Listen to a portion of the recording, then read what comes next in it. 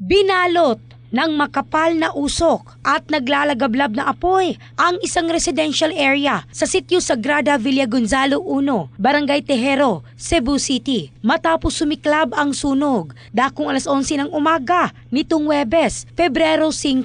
Batay sa inisyal na investigasyon, alas 11:52 ng umaga nang matanggap ng Bureau of Fire Protection ang ulat hinggil sa sunog. Umabot sa ikalawang alarma ang insidente at nakontrol ang apoy. Dakong alas 12:11 ng tanghali bago tuluyang naapula alas 12:35. Sa kabuuan, 9 na bahay ang tinupok ng apoy kung saan 7 rito ang tuluyang naabo. Aabot sa 15 pamilya ang nawala ng tirahan sa insidente. Tinatayang 675,000 pesos ang halaga ng pinsala sa ari-arian habang patuloy ang investigasyon ng mga otoridad upang matukoy ang sanhi ng sunog. In the heart of changing lives, ako si Michelle Craste ng Brigada News Philippines, the Music and News Authority.